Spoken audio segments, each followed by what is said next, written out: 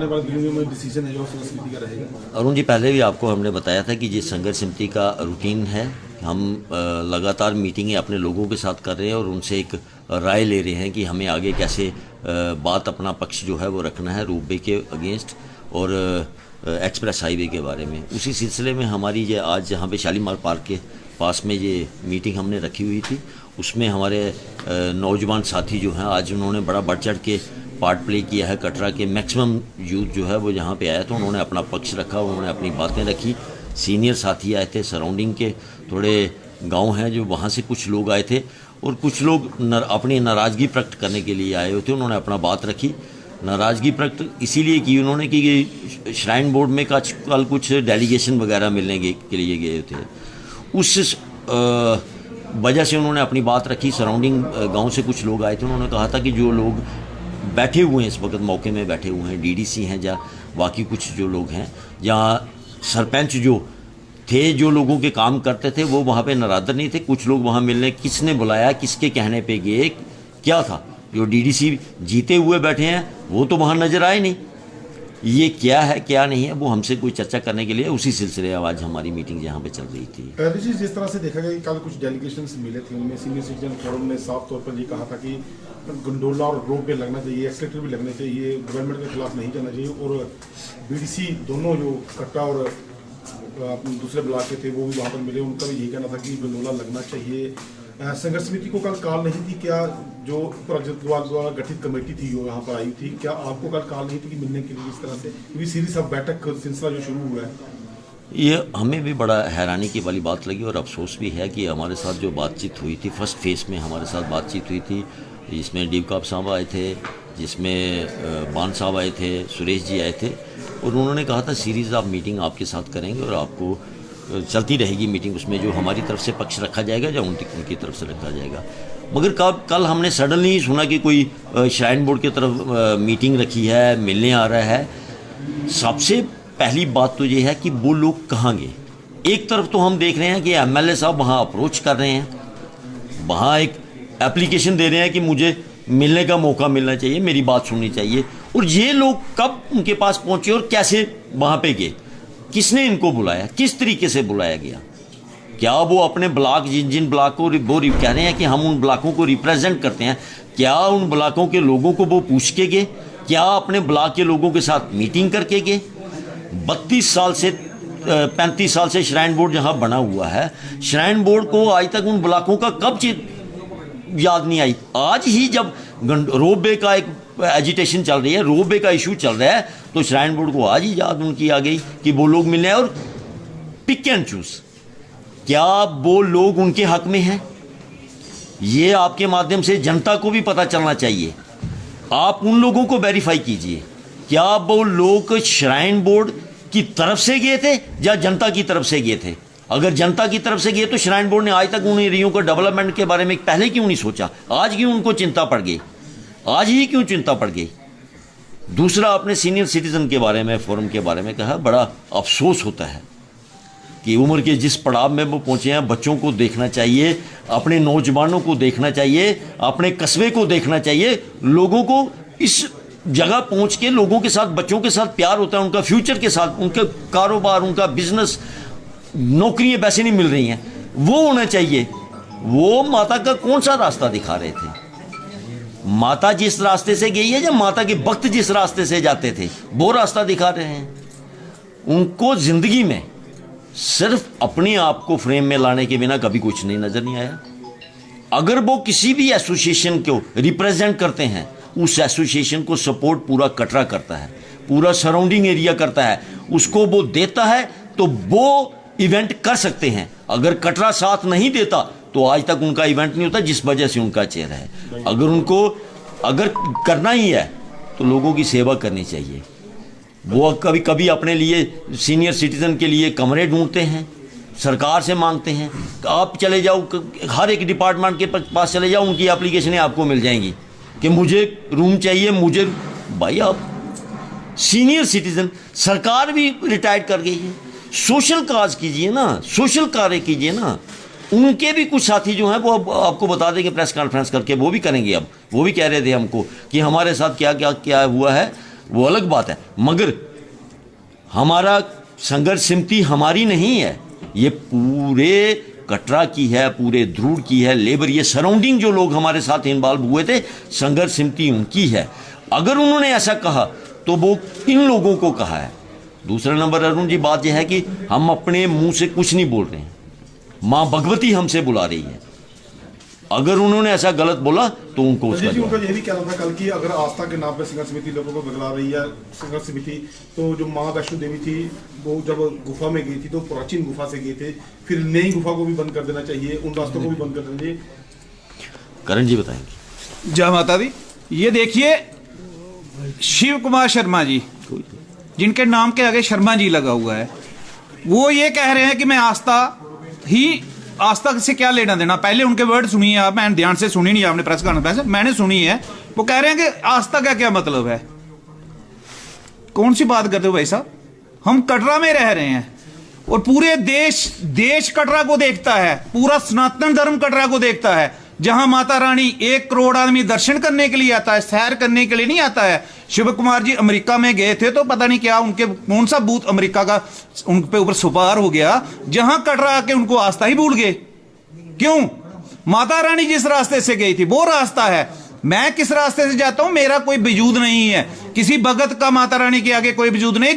जिस रास्ते से माता रानी गई है वही ओरिजिनल रास्ता है और आस्था की ही बात है। उनको क्यों लगता है ये श्राइन बोर्ड के जो पिट्ठू हैं कुछ चंद लोग, श्राइन बोर्ड भी बिजनेस करने के लिए ही इन लोगों को आगे कर रहा है। मैंने पहले ही कहा था, मैं बन से कह रहा हूं कि shrine board east India company की आत्मा श्राइन बोर्ड में घुसी हुई है। जो जब चेयर पे बैठता है वो ईस्ट इंडिया कंपनी की तरह ही अपने दलाल आगे उसने किए हुए हैं। कल किसी को कोई कमरा दे रहा है, किसी को पर्ची के बहाने बना के उन लोगों को उन्होंने आगे किया होगा और वो लोग बेड़ा गर्क करने के चक्कर में पड़े हैं कटरा को, और उनको ये पता नहीं है कि कटरा कहां पे खड़ा है। श्राइन बोर्ड ने कटरे का एक रूप देखा है, क्या श्राइन बोर्ड वो दोबारा रूप देखना चाहेगा? और जो इनका मैं तो कटरा वालों से अपील करूंगा कि लगता है कि अगर शिव कुमार शर्मा ने ये गलत कहा है, शिव कुमार शर्मा कह रहा है गंडोला लगना चाहिए ताराकोट से, क्यों भाई? आपका क्या इंटरेस्ट है उसमें? और मैं आप लोगों के आपके माध्यम से कटरा के लोगों से अपील करूंगा कि इन लोगों का सोशली बाइकाट करें, इनके घर आना जाना बंद करें। और मैं आज से आगे इन लोगों जो गंडोले के फेवर में जा रहे हैं, मैं इनका सोशली बाइकाट करूंगा, क्योंकि ये हमारी आस्था के साथ खिलवाड़ कर रहे हैं। वैष्णो, मैं बारीदार हूं, वैष्णो माता हमारी कुल देवी है और हमारी कुल देवी के नाम पे जो कह रहा है जी आस्था क्या है? क्यों?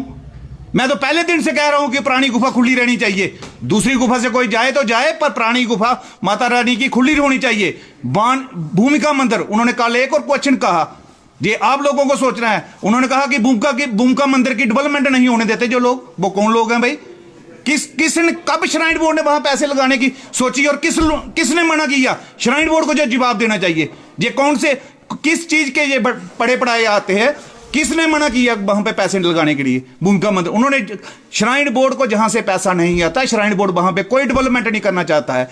कटरा की डेवलपमेंट आज तक नहीं हुई। जो बेस कैंप यात्रा का है, माता रानी यात्रा को चलाने वाले जो कटरा के लोग हैं, जो लोग घरों में यात्री ठहराते थे, वो लोग हैं। उन लोगों ने होटल अपने पैसे से बनाए हैं, अपनी जगह खरीद के बनाए हैं, लोग बैंक से लोन लेके बनाए हैं। इसमें श्राइन बोर्ड का कोई पार्ट नहीं। श्राइन बोर्ड एक बिजनेस कंपटीटर बन के उनके सामने खड़ा हो रहा है।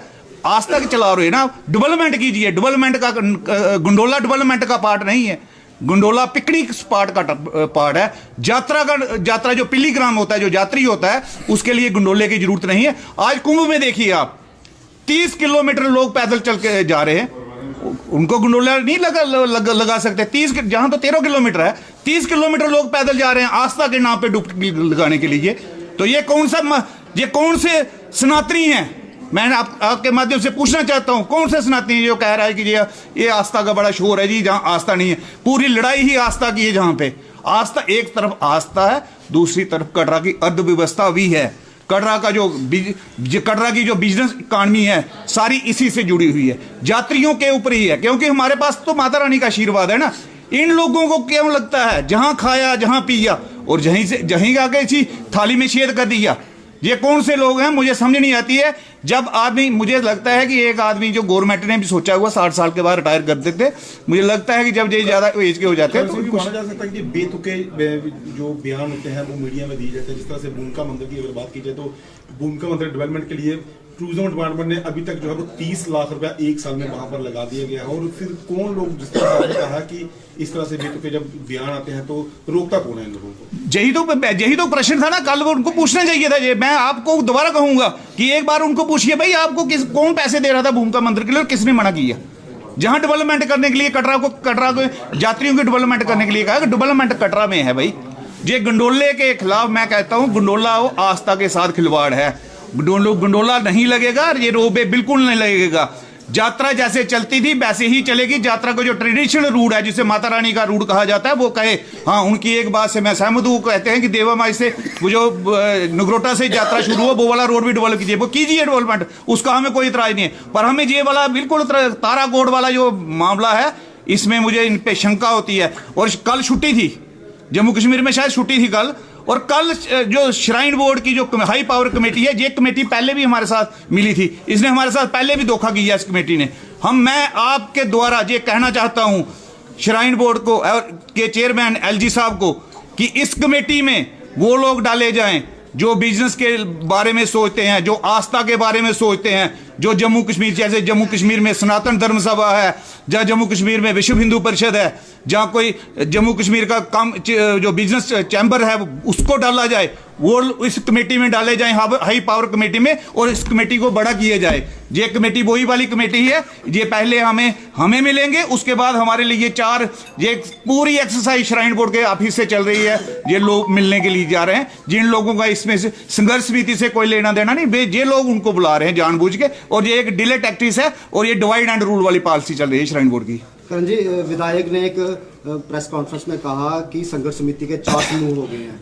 क्या लगता है आपको, कहीं ना कहीं संघर्ष समिति को, कटरा एकता को तोड़ने की कोशिश की जा रही है? देखिए, विधायक जी पता नहीं क्या कहते हैं। मैंने पहले भी कहा था, हमने विधायक जी का वेलकम किया था, हमने बुलाया था उनको हमने स्पेशल इनवाइट ही रखा था, क्योंकि विधायक हैं मौजूदा, वो एक मेंबर नहीं हो सकते हमारी तरह, वो स्पेशल स्टेटस है उनका। हमने कहा था कि आप लीड करिए हमारे, हमने तो नहीं उनको कहा था कि आप हमें लीड ना करिए, उनको मौका दिया था। अब उनको नहीं, आज भी हम आपके माध्यम से कहते हैं वो हमें मौका वो अपने आप को कहते हैं कि मैं भी एक पार्ट हो गया। वो एक पार्ट नहीं है, वो अकेले एक साइड है, पूरा कटरा एक साइड है, संघर्ष समिति एक साइड, पूरा कटरे के साथ संघर्ष समिति है और संघर्ष समिति के साथ पूरा कटरा है। आज देख लीजिएगा, हमने अभी ये 1 तारीख के लिए एक जहां जनरल जिला बुलाने के लिए सोच रहे हैं, तो उसके लिए आप जो हमारे चेयरमैन साहब बोलेंगे। बाकी जो लोग ये सोच रहे हैं, जो ये दिव्य सपना पाल रहे हैं कि संघर्ष समिति को तोड़ के हम कोई नया रास्ता निकालेंगे और श्राइन बोर्ड का जो पिट्ठू बन के श्राइन बोर्ड का जो काम कर रहे हैं, कल श्राइन बोर्ड ने कुछ तोहफे भी दिए लोगों को, ये डिवाइड करने के तोहफे हैं। ये अगर 38 साल हो गए श्राइन बोर्ड बने हुए, श्राइन बोर्ड ने ये बहुत पहले कर देनी चाहिए थी ये वाली चीजें।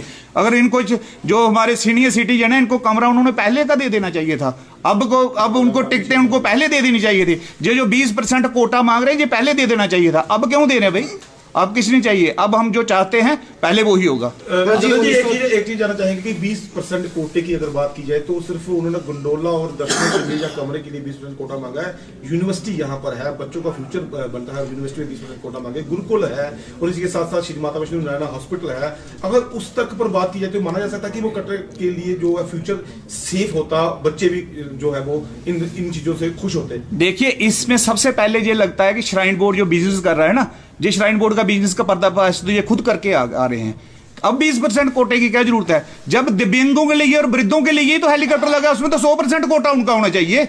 20% क्यों? कार में भी 100% उनका होना चाहिए।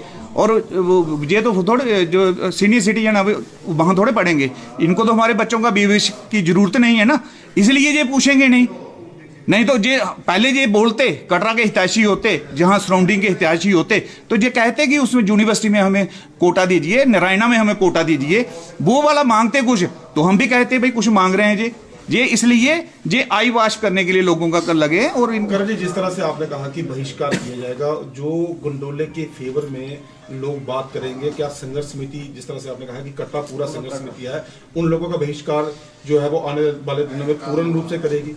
देखिए, जो ईस्ट इंडिया कंपनी के साथ कटरा के साथ गद्दारी करेगा उसका हम टोटली बहिष्कार करेंगे, पूरा कटरा बहिष्कार करेगा। ये नौजवान हमारे सामने, अब मैं आपके माध्यम से कटरा के नौजवानों को अपील करूंगा कि आपका भविष्य खतरे में है। देखिए कौन लोग हैं ये कौन लोग हैं जो कटरा को बर्बाद करने के लिए लगे। आप सोचिए आपने इनका बहिष्कार करना है कि नहीं करना है। मैं तो यही कहूंगा कि इनका बहिष्कार करना चाहिए, और मैं पर्सनली तौर पे तो मैं करूंगा, पर मैं आपके माध्यम से कटरा के नौजवानों को अपील करूंगा कि जो आपका भविष्य खतरे में डाल रहे हैं, हमारी माता की आस्था के साथ खिलवाड़ कर रहे हैं, उनका बहिष्कार तो होना ही चाहिए। आपने देख लिया था पहले भी, जब आपने एजिटेशन को मेरे ख्याल से कवर किया था, तो जो लोग इस बार पहली बार हुआ है, ये माँ भगवती की कृपा से हुआ है। जो लोग कटरा के अगेंस्ट चलने वाले थे, लोगों ने उनको वैसे ही जवाब दे दिया था। वो आपको वैसे भी पिक्चर से बाहर लग रहे थे। अब वो उनको हमारी तरफ से यही आपसे भी आपके माध्यम से निवेदन है कि माँ ने फिर मौका दिया है आपको। आप अच्छे संयम के साथ, सद्बुद्धि के साथ, कटरा की जनता के साथ, संघर्ष समिति नहीं ये है कि हमारी नहीं है, कटरा की जनता की है, ध्रुव की जनता की है। आप उनके साथ संयम के साथ इकट्ठे होकर एक बैनर तले चलें, ताकि लोग आपको आप लोग समझ चुके हैं।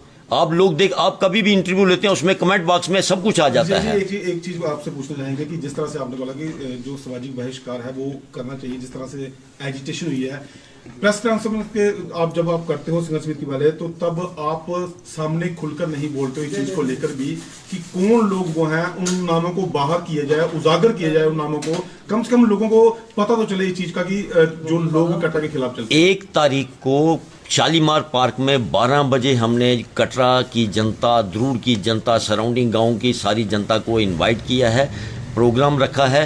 सब लोग बैठ के वहाँ पे सबको कहा है कि जो लोग कटरा के साथ बेईमानी करते हैं ओपनली, जैसे करण सिंह जी ने कहा, जैसे हमारे नौजवान साथियों ने सब ने कहा है, आज इस मीटिंग में सब ने कहा है कि पूरे लोग उनका बहिष्कार करेंगे, उनका बाइकाट, सोशली बाइकाट करेंगे। आज ही आपको पता चल जाएगा, लोग अपने ग्रुपों में, अपने फेसबुक पे हर जगह डालना शुरू कर देंगे। मगर फिर भी मैं आपके माध्यम से ये उनको कहना चाहता हूँ, आपको सद्बुद्धि दे परमात्मा।